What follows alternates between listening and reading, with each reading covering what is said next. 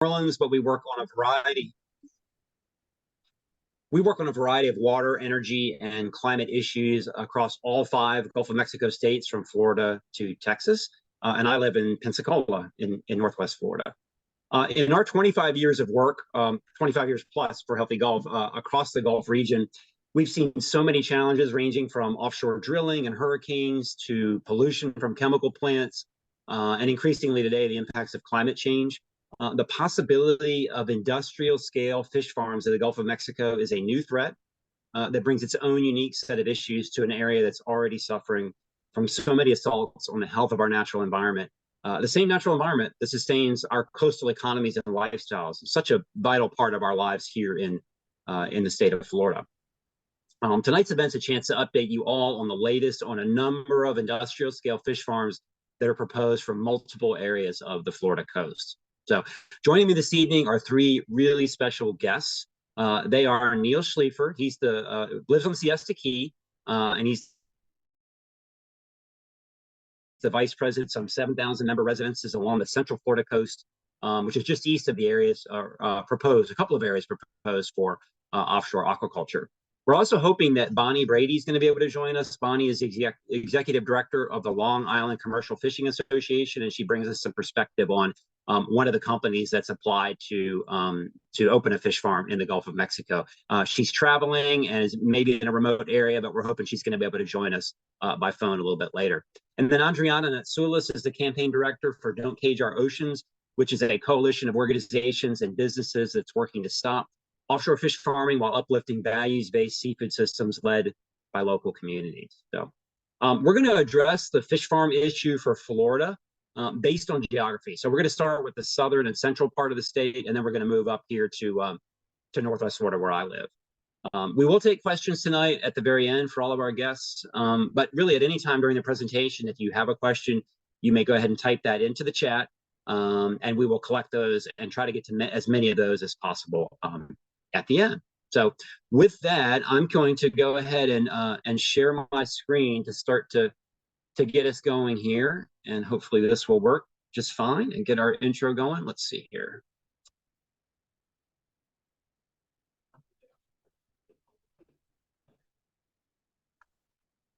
Whoa. I will find it.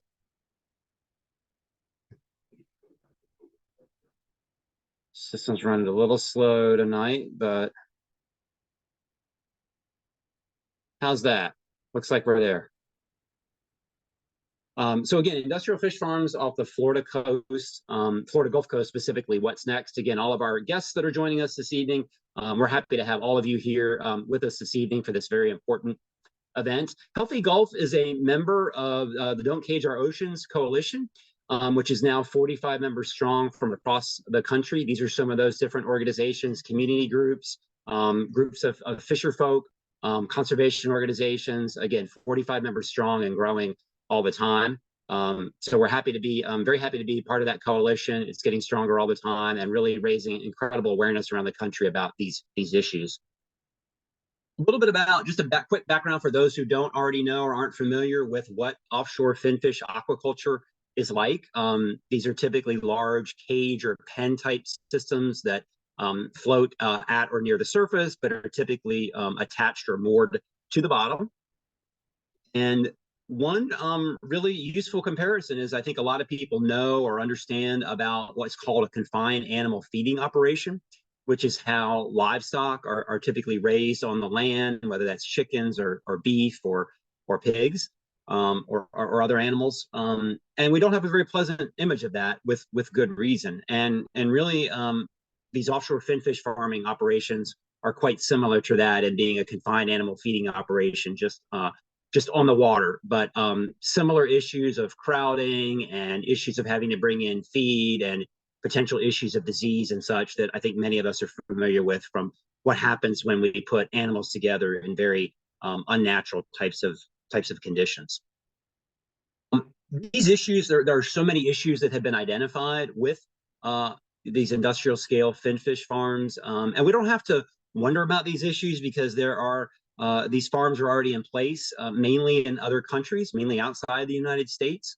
Other places have had these experiences. And so this is not theoretical. This is real world experience of, unfortunately, many negative issues that have been caused.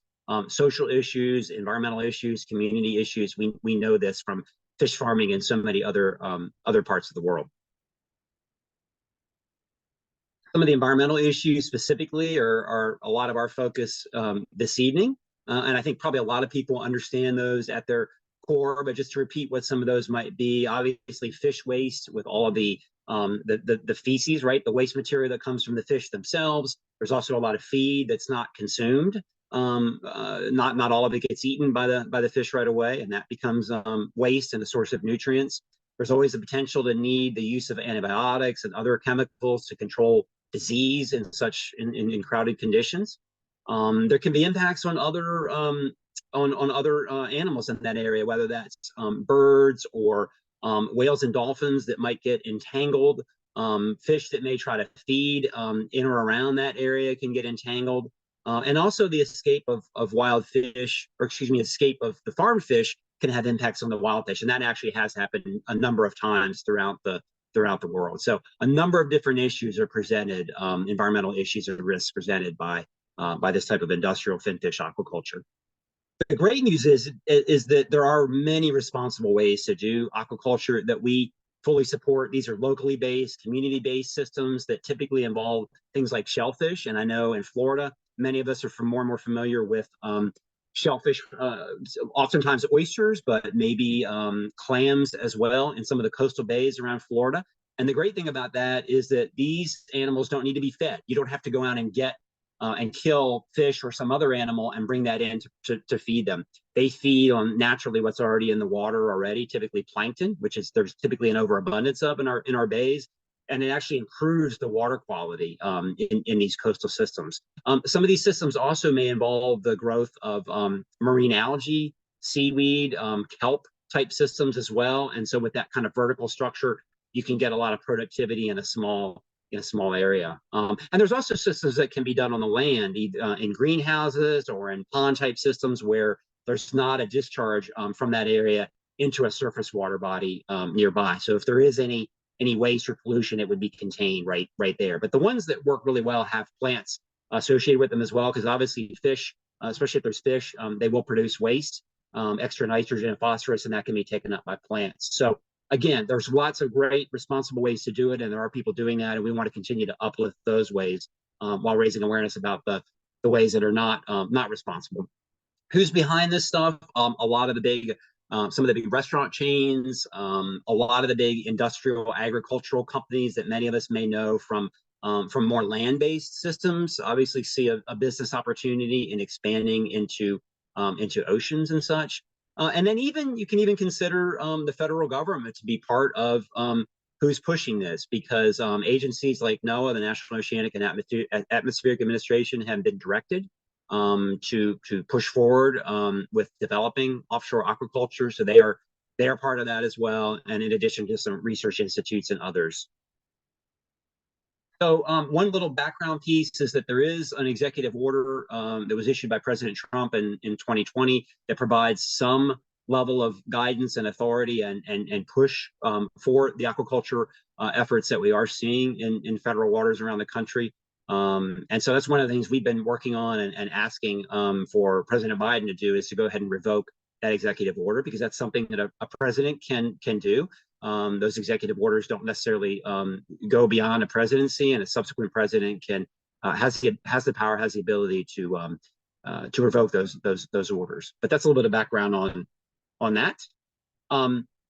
To the Gulf of Mexico and a little bit of our geography. One of the processes that went on in the last couple of years, and really mainly last year in 2022, was the development by NOAA of what's called aquaculture opportunity areas, or we would call them AOAs for short. NOAA worked on in the Gulf of Mexico and also in Southern California to designate certain areas of these bodies of water where they would try to avoid conflicts with other users of the water or certain natural systems, and designate certain places that they felt like they could try to facilitate the development of offshore aquaculture. And there are 9 of those designated in the Gulf of Mexico, including 3 off of Florida. we can see a little bit closer as we come into the southwest Florida coast or the central Florida coast. NOAA has identified 3 aquaculture opportunity areas, and these are typically in the hundreds to a couple thousand acres of size, and they are typically in that, I think, 45 to 55 miles or so offshore area.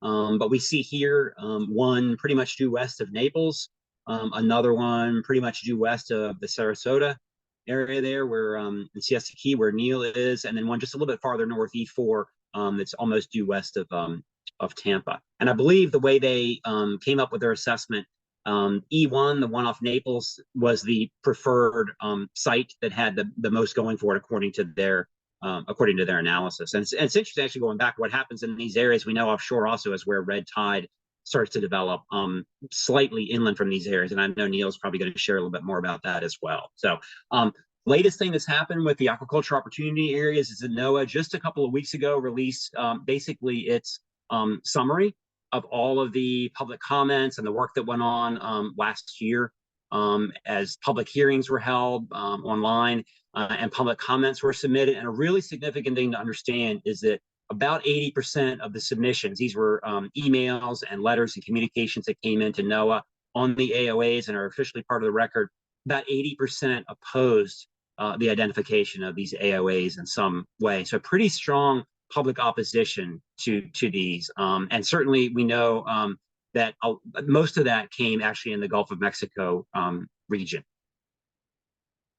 So again, in updating us on what's happening specifically off Florida, which Florida is the most threatened so far state in the continental US in terms of the development of these offshore finfish farms. And the project that's farthest along is called Villela Epsilon, 40 or so miles offshore of Siesta Key there, where Neal is. It has actually received its federal permits, and it's considered experimental farm, a little bit smaller than some of the larger farms that have also been proposed that I'm going to talk about in a few minutes. But what's happening now is that Healthy Gulf, along with a number of other organizations that you see listed here, filed suit last year challenging the EPA decision. And the most recent thing that happened just in the last month or so is that case was moved to the Court of Appeals for the Washington, D.C. circuit, that we hope would be maybe more favorable there. But that is the latest with that case, and we're certainly going to keep everybody posted as that case moves forward. But Villela Epsilon is the farthest along in development, having received its permits, but again now being subject to legal challenge.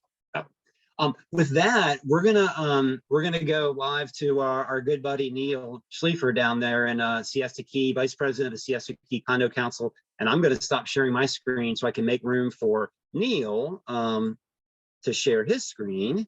Let's see here, and he can update you on really the situation in that area. He's there on the ground. He's active with the community there, and Neal's going to update us on what's happening around Siesta Key and Sarasota. So Neal, take it away.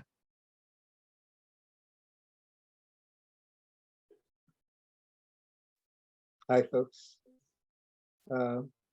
Okay, I've been asked to talk about the activities here in Sarasota and the west coast of Florida. Sarasota apparently was selected by proponents of aquaculture as a test case to pave the way for industrial fish farms in the Gulf of Mexico and federal waters. In other words, this has not been allowed previous to this. And for some reason, they thought Sarasota would be a pushover, partly maybe because there was a marine institution that was willing to provide the fingerlings for them. They hadn't anticipated the vigorous local opposition they would face. It began with the January 28, 2020 EPA hearing on Campeche, now Ocean Areas Villela Epsilon, if you've heard, permit at Moat. That's where the meeting was. And there was huge opposition, as you can see in these photos, from residents of all ages, families, scientists, environmentalists, fishermen, and businesses. You can see it's standing room only. They expected about 100 people. We thought that would be a big turnout, but over 250 filled the Wave Center, over 67 pre-registered to speak. I think about 80 spoke, almost all opposed except for those with vested interests from the company or their employees. Attendees came from Tampa to Naples and even from other states. The result was that the EPA received over 44, and this is by their own, if you look at their own notes, they received over 44,400 comments, almost all opposed. The cities of Sarasota, Holmes Beach, and Sanibel Island wrote in opposition to Velella Epsilon. A lot of local groups spoke, Siesta Key Association, Kona, who was represented today, I think SKA also, and Siesta Key Condominium Council, representing over 90 associations and over 7,000 households. Added a little bit later also was the Siesta Key Chamber of Commerce. There have been a number of hearings on this. We asked for a hearing from the Army Corps of Engineers, and they did not have one. So a number of environmental groups and residents had a virtual people's hearing on 9/30/2020. The results were similar. We forwarded those results to the EPA and the Army Corps. You've heard about NOAA, and I'm going to look at that more in the next slide. You've already heard some of that from Christian.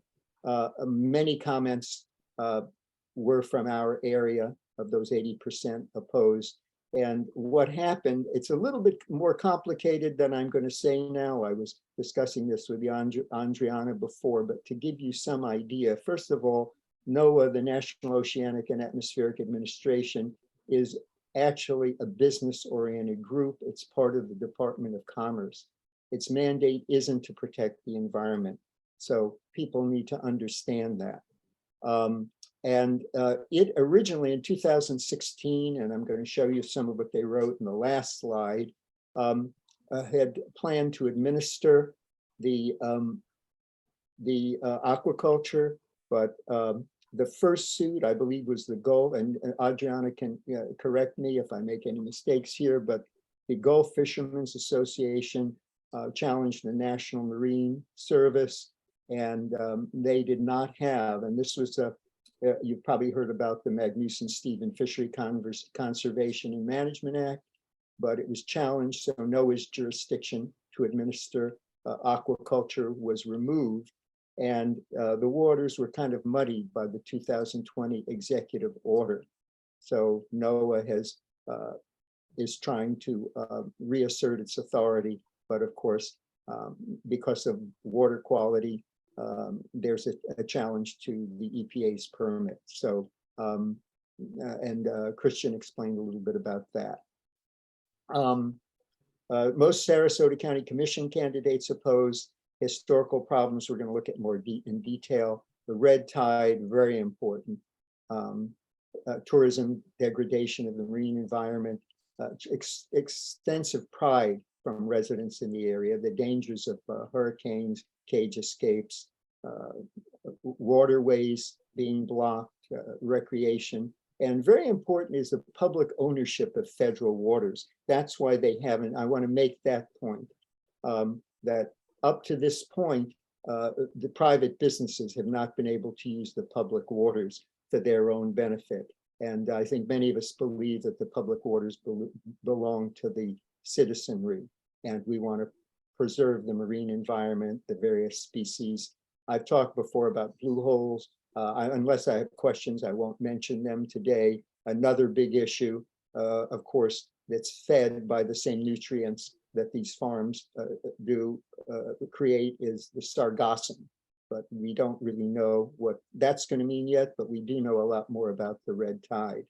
So offshore fish farms do not build opportunity in an economy, but endanger them. And here's what I've just been talking about. The federal Gulf waters are a public legacy that sustains our economy and way of life. And many people have expressed that to us. The Sarasota area identified as an AOA is unsuitable because the main industry is tourism. And nobody's even really touting that the farm could bring in much local money.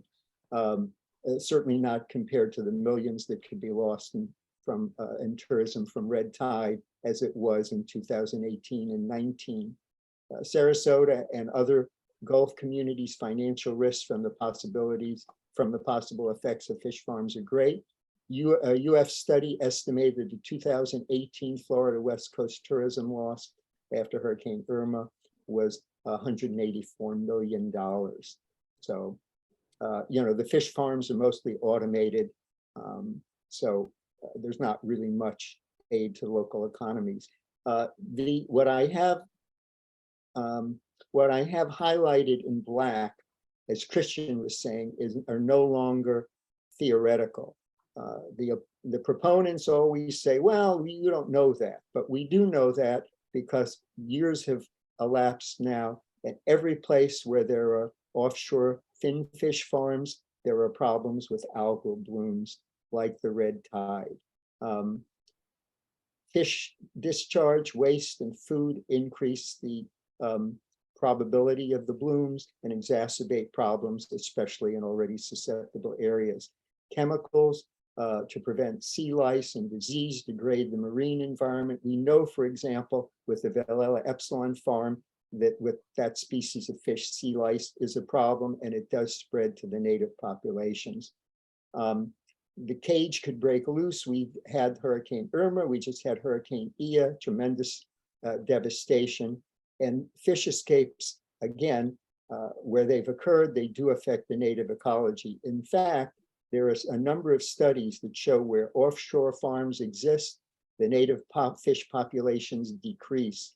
Some of the recent studies, and you can check any of these in Canada, reported Science Line confirm this. So the Canadian government is beginning to close farms, as is Denmark.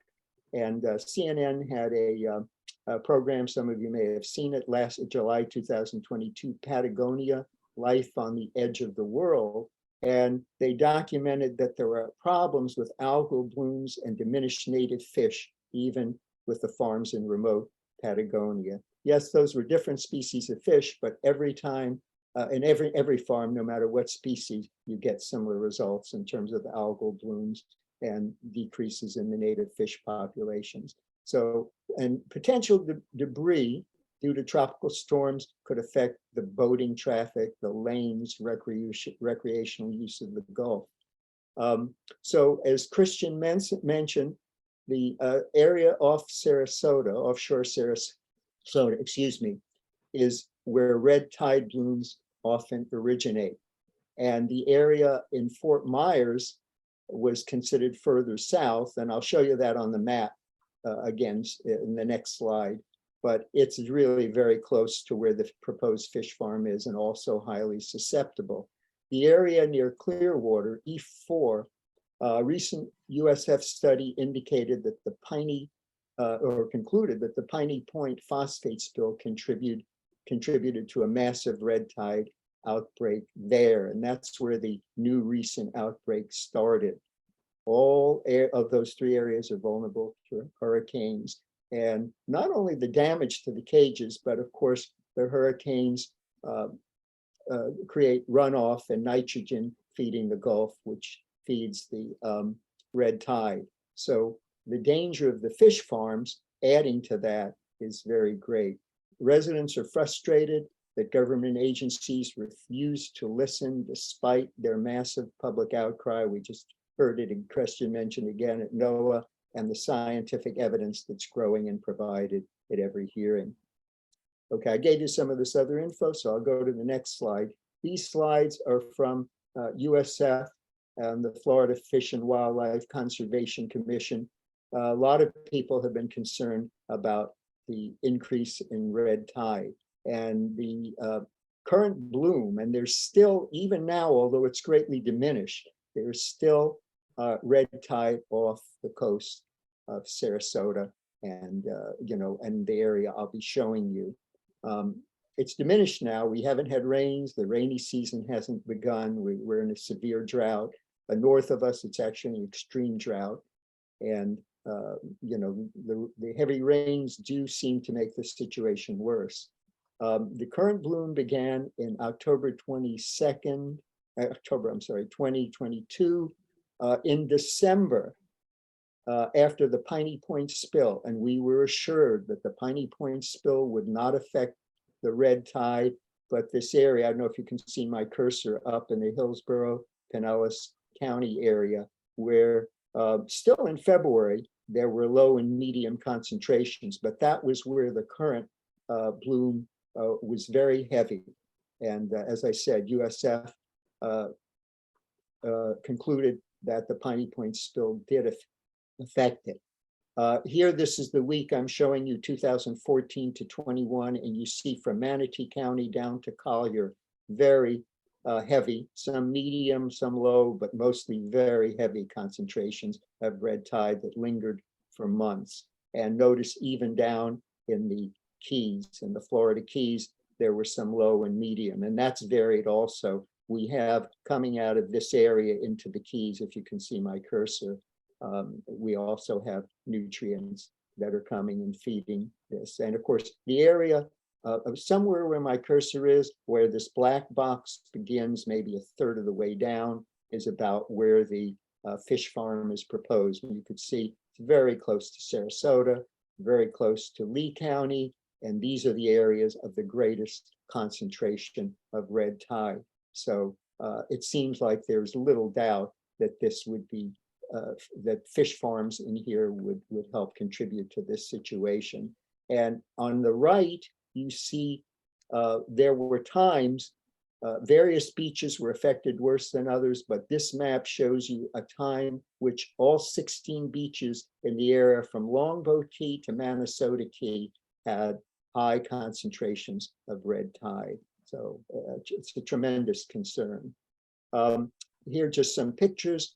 The very severe red tide in 2018, and here's one I just took in February showing you some of the fish kills on the Siesta beaches. The proliferation of fish farms proposed for the Gulf would add burdensome pollution. What we heard originally is that Velella Epsilon is one tiny little farm. What damage could it do? The Gulf disperses water, and my next to last, if you see right here, the bullet, the next to last bullet in the left-hand column, there are a lot of scientists who claim that the studies they've used are outdated. The Gulf is actually relatively shallow, and the claims that the tidal action would disperse the waste are unfounded based on outdated information.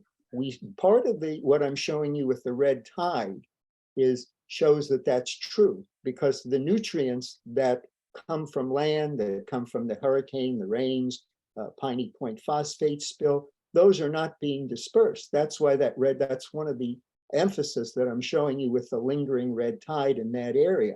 The Gulf is not dispersing those nutrients, is not easily ending the red tide. So when we get the pollution from the farms, what is that going to do? And if you look at the right, this is right from NOAA's website. In the beginning, I was saying, well, there's going to be a proliferation of farms, not one small Velella Epsilon farm. And people saying, oh, no, it's just the test farm, we'll just see. But NOAA actually has, at this point, they're not hiding it. They have plans to issue up to 20 permits in the Gulf, 64 million pounds annually, an initial period of a 10-year permit. That's without looking at what the results are, what would happen. Christian showed you a cage. Here's a cage same cage up close. That's a lot of, you can see sorry about that. That's a lot of fish in the cage, and those fish want to get out of that cage. And if that mesh breaks, and they do, if the cage is damaged, those fish are coming out. And every place else where they come out, they do harm to the native fish population. I also was asked to mention, they often cite this thing, they want us to be a bleeding heart about this big US seafood deficit, but the statistics are misleading and fallacious.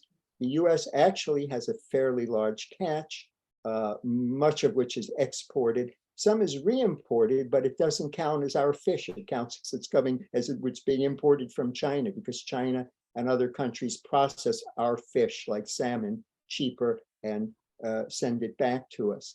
NOAA's own statistics show the vast majority of imported seafood is inexpensive shrimp from Asia, which wouldn't be addressed by these farms. The Sarasota farm they've even talked about would be sushi to be exported. Offshore fish farms would actually endanger the livelihoods of Gulf fishermen and their families and not aid the global food crisis. I hope, as Christian said, we are going to hear from a fisherman. There are other more sustainable ways to produce food than offshore farms. Christian mentioned some of them. There actually are even now, and you may have seen them in the stores or read about them, there are vegan ways to produce fish type products. So there are a lot of things on the horizon, but all more sustainable than these industrial fish farms. Cumulative effects of pollution caused by proliferation of farms planned by proponents throughout the Gulf would endanger its health and the area's main industry. Remember, they'd like 20 farms. Just imagine what that would do. And still, much of the Gulf, or most of the Gulf's main industry is tourism. People move here for quality of life, which is also endangered. They move here for the beauty, for the recreation. All of that is endangered by the fish farms. So thank you, and I'm ready to pass it on to, I think Andrianna is the next speaker, right? No, I'm gonna take it back for a few minutes, Okay, Neal. Thank you for that. And we'll come back to Neal at the end if anybody has questions for Neal. Again, we'll take questions for everybody at the end, and you all can put those in the chat at any time. So continuing our tour of the Florida Gulf Coast, we started down south and moved into Central Florida off Siesta Key and Sarasota, where Neal is. And we're going to come up to Northwest Florida here now, where I am. I'm going to try to share my screen once again and see if I can pull up my presentation and make it work right this time.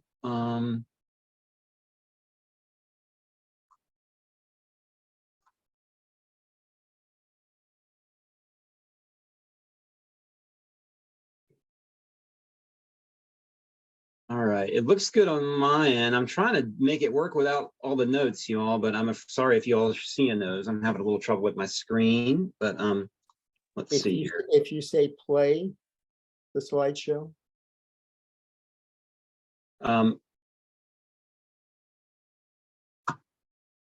Where would I see that? Sorry. Display settings? No. Duplicate slideshow?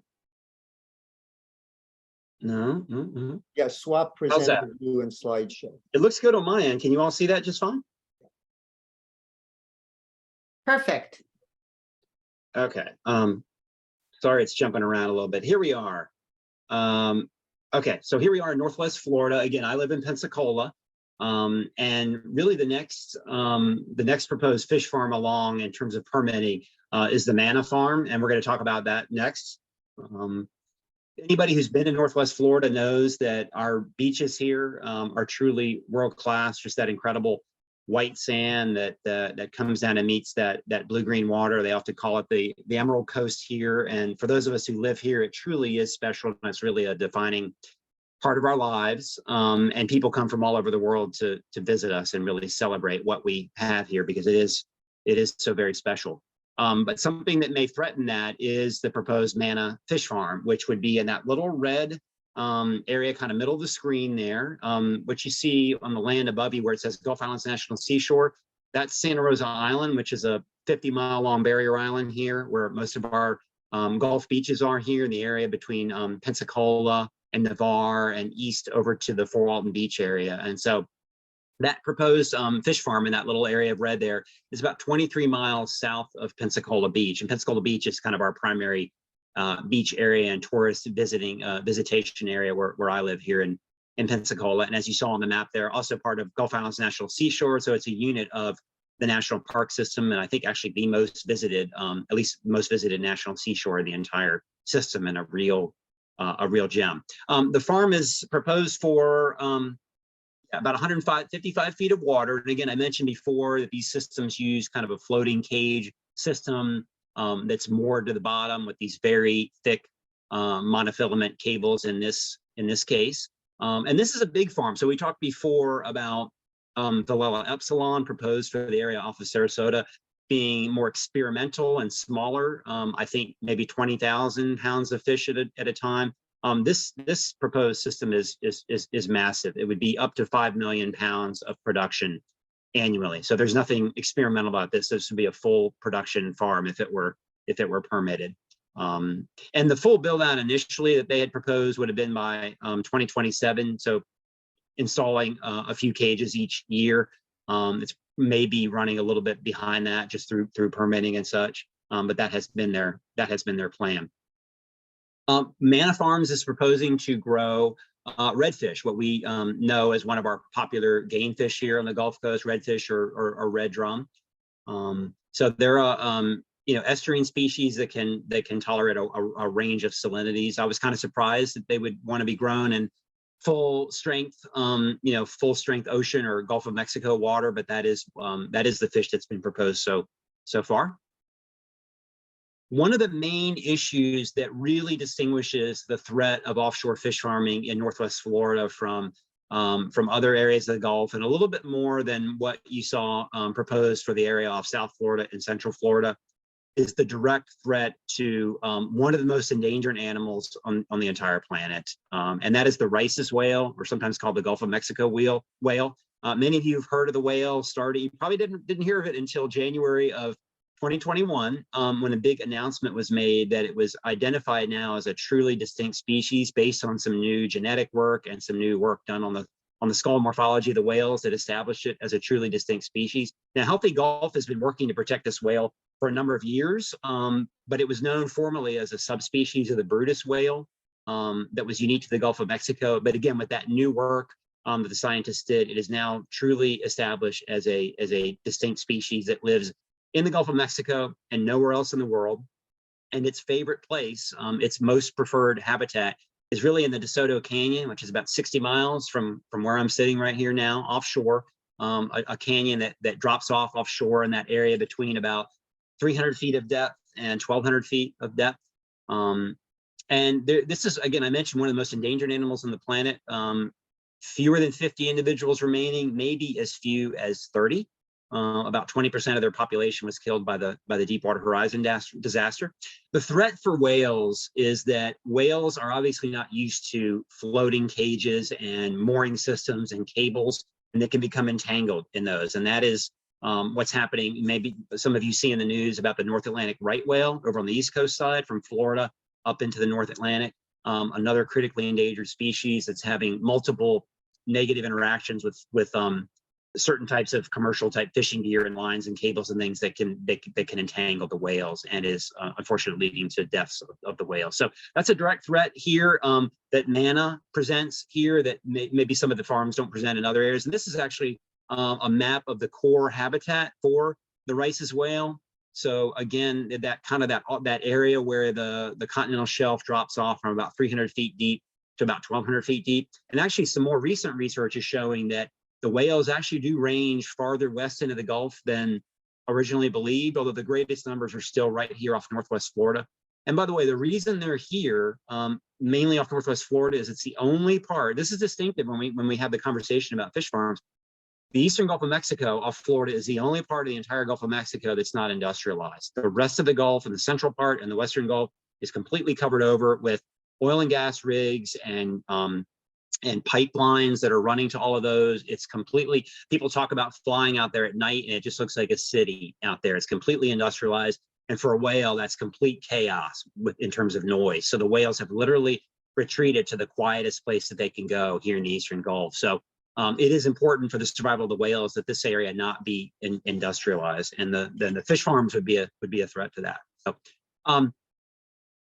let's see. Yeah, so just an update on the permitting part of that. Manna has submitted for their permits back in 2022, and that's working through the federal process.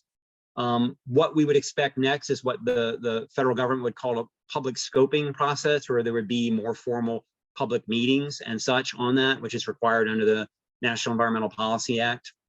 So we are watching for that, and we are making sure to keep people like you and all of our members and everybody else in the community informed when that process takes place, so that we can make our concerns known. What I'm finding is I get out in the community more and more, especially on Pensacola Beach and Perdido Key, among the beachfront residents and businesses and some of the groups out there. I'm finding pretty strong opposition to a fish farm offshore from the Pensacola area, for a lot of the reasons that Neal mentioned. A lot of us here see in the news things like the red tide and the harmful algal blooms that have happened, especially in Central and South Florida. And we know that excess waste and feed from these fish farms could certainly be a contributor to that, as well as a number of other issues. And we are working on a sign-on letter where groups and individuals and businesses can sign on a letter that's going to go to our elected officials, expressing concern and asking for some specific steps to be taken on manna and around the larger conversation about fish farms.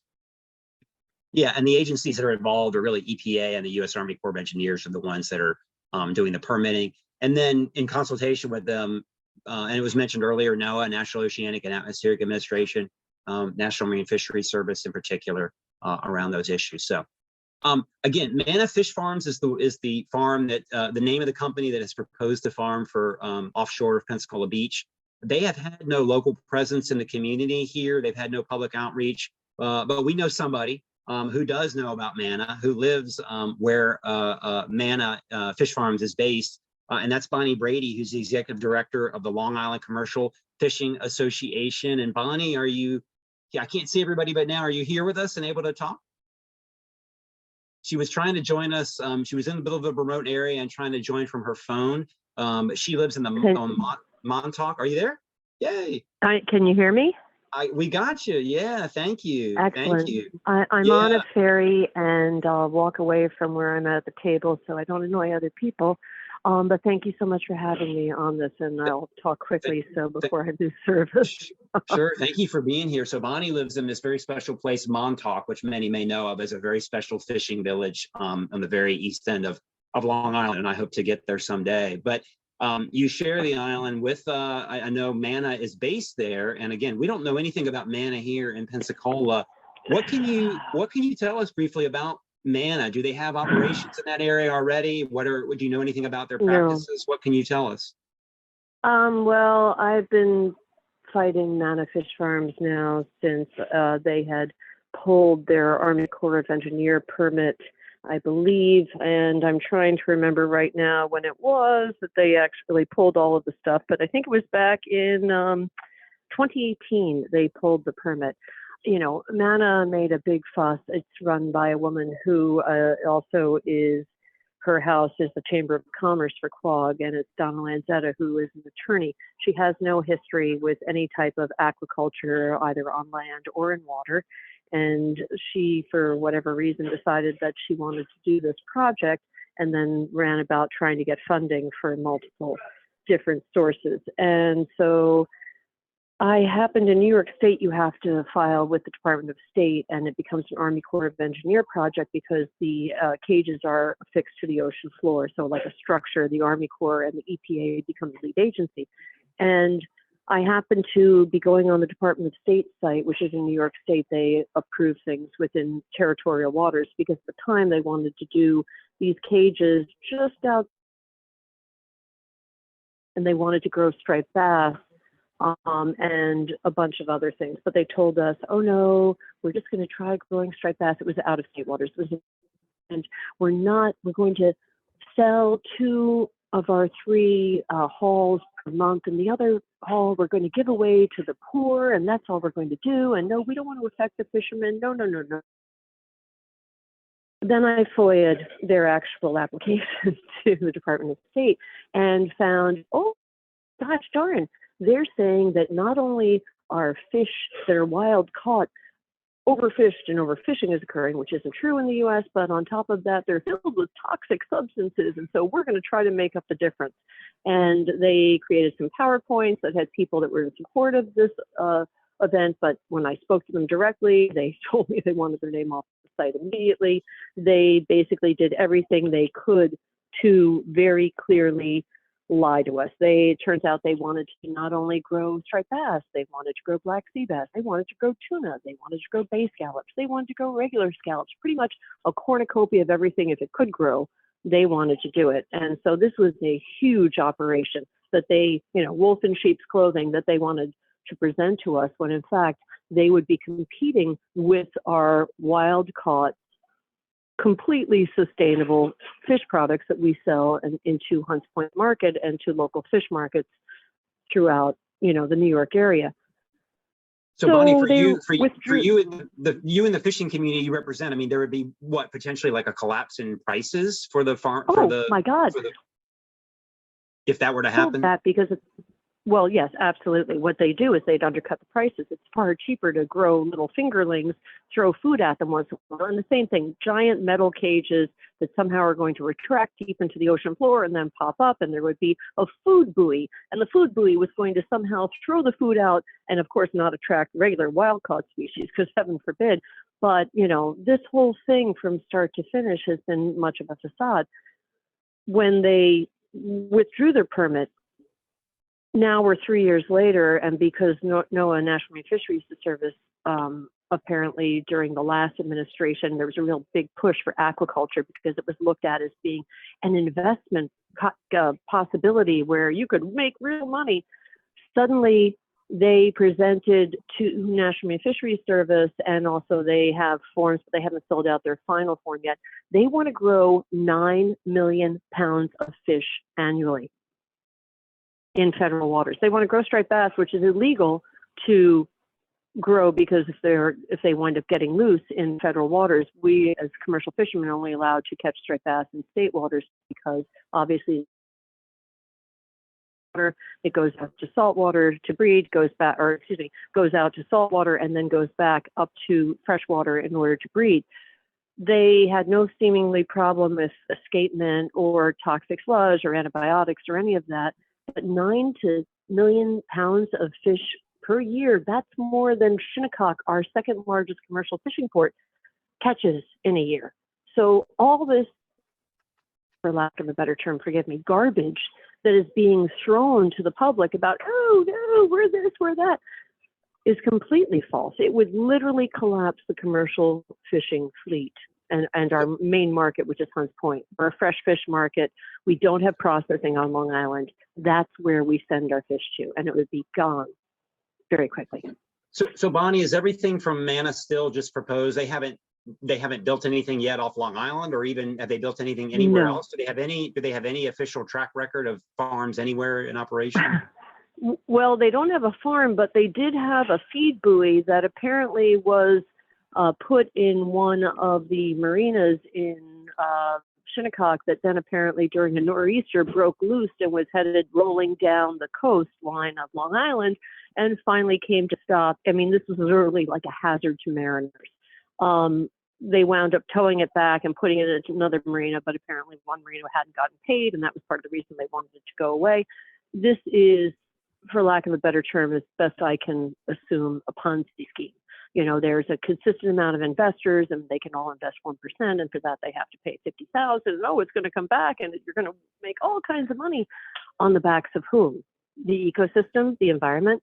I have an ichthyologist that lives in Amagansett and has an actual aquaculture system on land, and he explained that if they actually attempted to grow half of the species that they want to, some of them will eat themselves. Some of them won't last even a summer because of the temperature of the water. I mean, it's just, the last bit of it is one of the people that was supporting it last year in the Suffolk County Legislature tried to pass a bill disallowing or putting warnings on all wild-caught seafood as having increased mercury. She was also apparently involved in the whole Mana thing. So, there's a bunch of people there trying to do well on the backs of sustainable wild-caught U.S. fishing, and as long as Bonnie, I can keep breathing. Do you have any, I mean, as we here in Florida, as we face, I guess, the prospect of Mana, they've applied for permits already to put in a farm here off Pensacola Beach. We look at other potential companies opening farms off the Florida coast. Do you have any kind of words of wisdom from that standpoint of I guess, being aware of these companies, or what their record may be, or what their practices may be? Any words of advice on that? Or?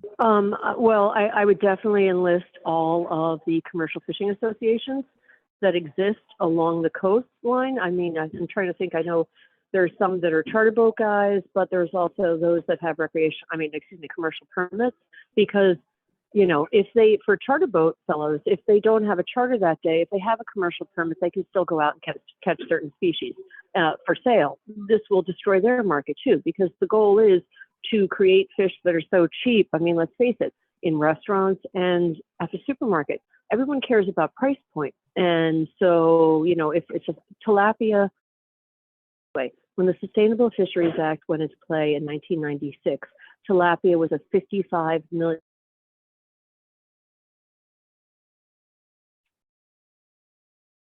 Incredibly restricted as to what we can and can't do, and that's for good reasons. Yeah. It's a $5.1 billion industry because people are looking as to what's cheap. Don't know where it grows and they don't know what it looks like, but they fish. And the American public needs to know this is at their doorstep and to say no. Well, it's great that we've gotten connected with you now through Andrianna, and I greatly appreciate the incredible work you do up there in Long Island. And I know personally, I hope to visit one day, but I know we want to make sure we stay in touch with you, and you know how to get a hold of us. Please share anything you come across related to MANA that we might know, because MANA hasn't made any presence known in our community here. They haven't shared any information yet. So if anything else you come across, please share that with us, and we'll certainly do the same for you if they do come here. There you go. Cool. Oh, absolutely. Any of that information that I sent you that I FOIA'd, feel free to slap that on the website so you can see what has been told versus the reality. And I'd be more than glad to put something together so that you're aware, and those people that read that are aware of what the public has been told up until now and what commercial fishermen were told. And basically, we've been sold a story. Great. Thank you again for that, Bonnie. We're gonna move toward wrapping up here, and just a few more things. Remember, Don't Cage Our Oceans Coalition. You can visit the website. Consider joining as an organization or a business. And we've also listed here all the contact information for all of our guests today. And we will be sending all of that out to everybody who's participated in this by email.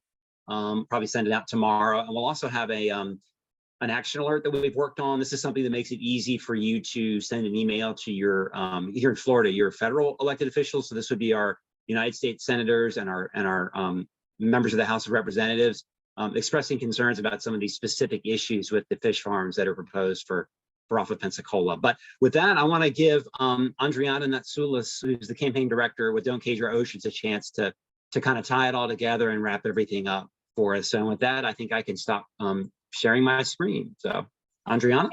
Thanks, Christian. Thanks for all of this. So much information. And I'm only going to speak for a moment because I want to give you all the opportunity to ask questions. And I know that we're coming to the end of our hour. I just wanted to follow up one more time on this idea of the taxpayers' money going to fund this. So, and also a lot of these are corporations from far away. Belela Epsilon is a project of Oceanera, which has received, I don't know the exact number, but hundreds of thousands, if not million dollars of taxpayers' money to do research and development to really mess up our common oceans.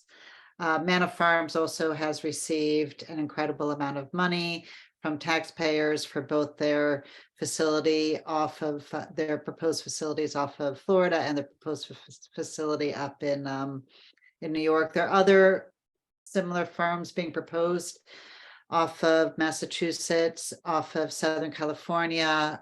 There are some that have been operating in Hawaiian waters. And so there's a lot of this going on around the coast, but I think the Gulf of Mexico is the most advanced at this point. So I'm glad that you all are here, and there's a lot of activities that Healthy Gulf has been doing to get people to come together and fight this. And then Don't Cage Our Oceans works at the federal level in terms of working on the Biden administration to stand up against privatizing and destroying our waters. And then we're also working on some legislation to prevent it from moving forward, offshore aquaculture and federal waters from moving forward, and keeping a tab on all these site fights. But I'm going to let you ask any questions, and if you want to join Don't Kate Your Oceans, I'll put the link in the chat. Thanks so much. Please do. Thank you, Andrianna. And we just ask you if you can type your questions into the chat. And by the way, Emily did list the action alert there. It's in the chat. And again, we'll also send it to everybody by email as well, in case you didn't catch it there. I did pick up on Andrianna saying something about the Gulf of Mexico being, I think, the most advanced in this with offshore finfish farms, and that's not a good advancement. That's in the wrong. That's in the wrong right. In other words, we're the farthest along in the potential of having these farms coming to our shores, and that's why we felt it important to do this event tonight. And really, Florida, of all the 5 Gulf states, Florida is the most threatened by far. As you know, we've got one farm that's already been permitted and being litigated, another farm that's applied for permits. So as far as questions, Christian, if I can interrupt for a minute, I added a note. The Velela Epsilon is not permitted. It has to be.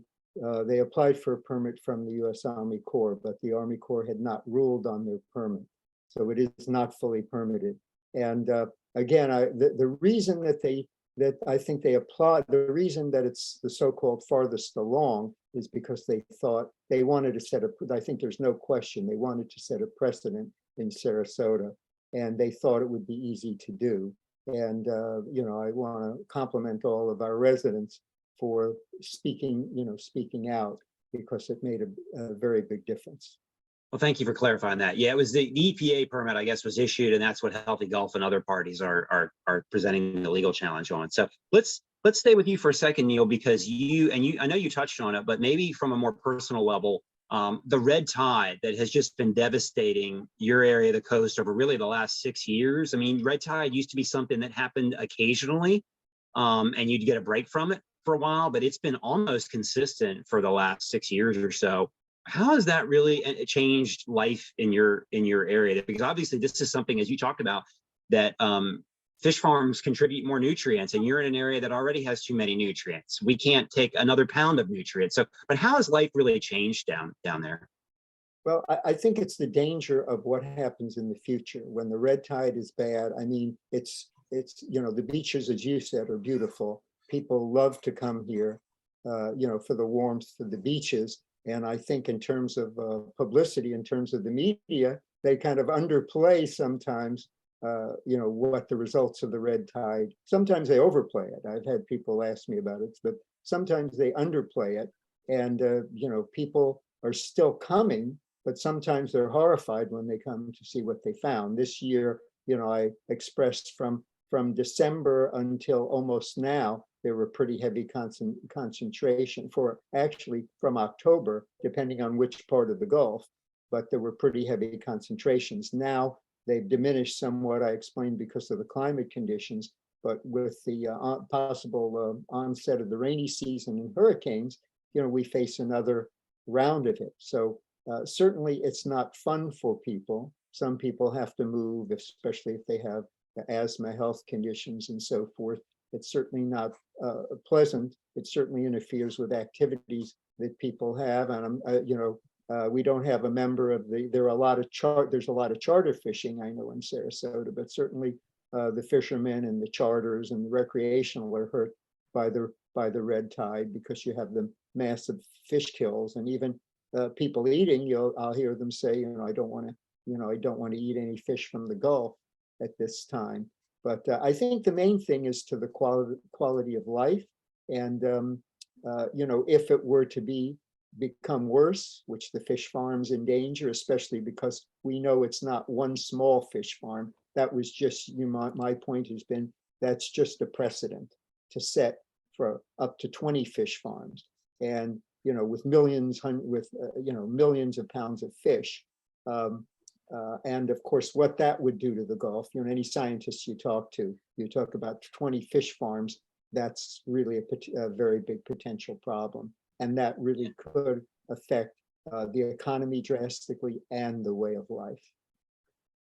Thank you for adding that in. And in addition to that, just monitoring the chat, I appreciate the comment from Johnny, who noted that, Washington State is one of the states that did allow finfish farming in state waters, and they had a pretty spectacular failure where system of cages failed and released a bunch of the farmed fish, and that led, I believe, their legislature to then backtrack on that and ban those farms once again. So appreciate that from Johnny.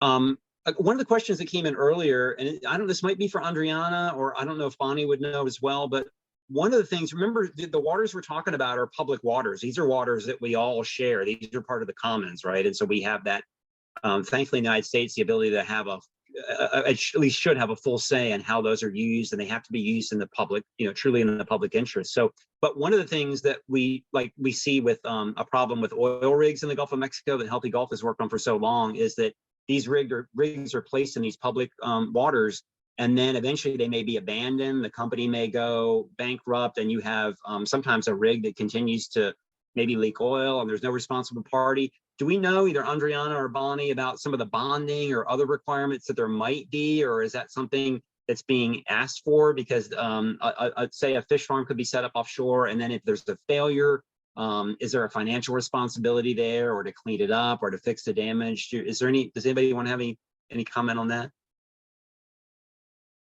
Neal or Andrianna?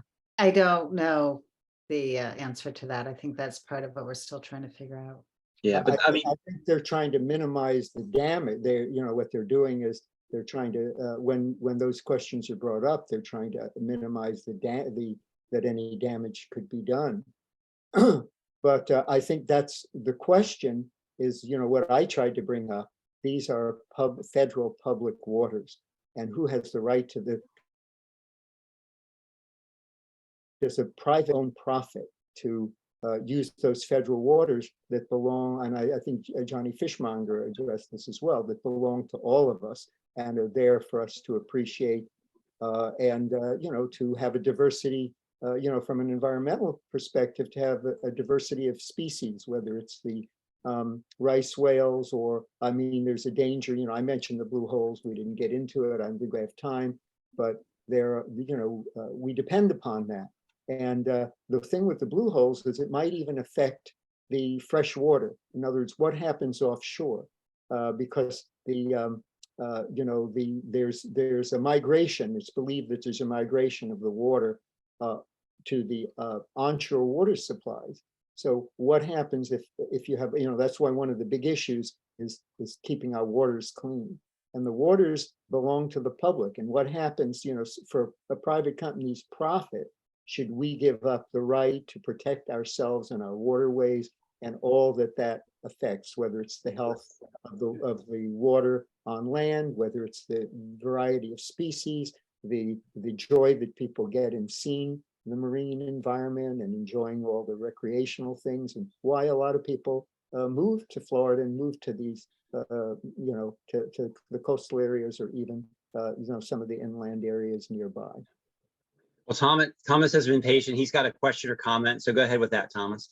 Yeah, I've got 2 or 3 of them very quickly. Neal, I live on Siesta Key also. And when they first started running this about 3 years ago, I brought up why the Hawaiian company is experimenting here instead of Hawaii. And nobody has ever given me an answer. But they say that it's only 1%. And the numbers that I've been getting are there going to be 9 sites where they're going to have fish farms, and they're going to have 8 fish farms at each site. Well, that's a little bit larger than 20. That's more like 72. And that means that if they're only 1/100th of one fish farm at the experiment, what's it going to be when they get all going? The other thing that I had very quickly was the horseshoe crab. I don't hear anybody coming up on the horseshoe crab. Been around 200 million years. There's only 2 places in the world where there's any population, and the population is diminishing. And one of them is along the coast right in here where we're at, Neal, plus the other problems. And they're very susceptible to infection. And if they raise these fish on the shore and get infection and bring it out, then they put it all through. The horseshoe crab, the blood can be taken from the crab and still not kill the crab. And they use it for a a virus preventer for COVID. And another one that it wasn't mentioned was the fact that it's going to bring employment. I went through this when we first got involved. They said, "Oh, we're going to bring in 200 jobs." They don't say 200 temporary jobs. And the jobs that are affecting, I went down through the list, and it's thousands. It isn't 100. You've got restaurant, you've got bars, you've got service people, you've got, and it goes on. I put a partial list, and it goes on and on and on. So there's a lot of things that are not coming out. The other Thomas, we appreciate all that. I know you've been very involved in those issues down there with Neal. So did you want to comment on that, Neal? And then we're going to wrap up. I don't see where I haven't seen anywhere where they're claiming a lot of jobs. Most of it's automated, and they talked about shipping the fish out even for like sushi fish. But the main thing is that Moat would do some monitoring and provide the fingerlings. And the operation is very much automated, which is partially scary because you could have those accidents. And Bonnie mentioned the anchoring and so forth. They don't have the permit for that yet.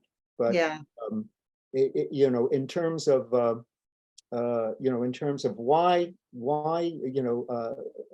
Tom's question about why here, and they do have a fish farm in Hawaii, and I had looked it up, and they do have some of the common problems that we've talked about of other fish farms there. They might have some fish farms elsewhere, but the reason for Sarasota and this small farm, I believe, was just to set a precedent for the aquaculture industry. In other words, you're saying, why here? Why such a small farm? Well, it seems the only reason is to set that. In other words, this was the first, and Christian kept saying this is the first one, this is the farthest along, because they thought if they got this one small farm, and they didn't admit how many farms they want to put up. And like I said, NOAA is still on the website. They're talking about permits for 20 farms, and I think, what did I say, 64 million pounds of fish or whatever. We don't, we'd have to see what the latest is, but I mean, that's a massive amount of farms for the Gulf, bringing lots of nutrients that would add to the problem, all of the problems, not only red tide, but the algal blooms for sure. So the idea is that's just kind of the, get the foot in the door. Obviously, they want many more farms and many more pounds of fish than the Lower Epsilon could produce, but they somehow thought they could open the way, pave the way, not only for the Gulf, but for the federal waters all throughout the country by using this one small test farm. And yeah, that's right, Neal. I also just wanted, and going back, it's over $1.5 million that Oceanera has received since 2013 in 10 years for all of this research and development, they call it. But and they've also had worker safety issues. They've had diver deaths. There was a recent diver death in one of the farms in off of the UK, and so even if there aren't going to be bringing, hundreds of jobs, there will be some barges that need to be maintained, and those barges are going to provide even more pollution. So we're talking about two. So Oceanera is Villela Epsilon. Manna Farms has several barges that they're foreseeing to service it, which they claim will allow for jobs. But those, depending on the jobs, it's not like it's going to turn around any economy or fill any gaps that in jobs that may be lost through tourism or fishing as a result of water pollution or any kind of conflict with marine mammals, thus decreasing tourism or any conflict with the fishermen. And so those jobs aren't going to fulfill that need whatsoever, but they are dangerous jobs. And off of Hawaii, there have been several OSHA Hawaiian Occupation Safety Administration and Health Administration complaints against the farms in Hawaii because it's very, very dangerous work conditions. And so it is a lure to claim that it's going to bring any jobs because it simply is not. Well, thank you for those Additional insights, Andrianna. I want to go ahead and bring it to a close for this evening. And once again, thank our guests, Bonnie Brady, who's the Executive Director of the Long Island Commercial Fishing Association. Bonnie, thanks so much for joining us. Andrianna Natsoulas from the Don't Cage Our Oceans Coalition, and then of course, Neal Schleifer from the Siesta Key Condo Council down in Siesta Key and the Sarasota area. And thanks to all of you for joining us for this really important issue that's really a threat to Florida and our Gulf Coast beaches and the life as we know it here in Florida. So thank you for getting engaged on this issue. As mentioned, I will follow up with an email tomorrow to all of you that again gives you the link to the action alert and some additional information that you can take around this issue. And you can sign up for updates from Healthy Gulf, and we promise to keep you updated on this issue and other issues affecting the Gulf of Mexico and our Gulf Coast beaches. So with that, we'll wish everybody a good night. Thank you all, and take care, and thanks again. Thank you so much. Good night. Thanks. Thank you, Christian. Yeah, thanks, Christian, Neal, Bonnie.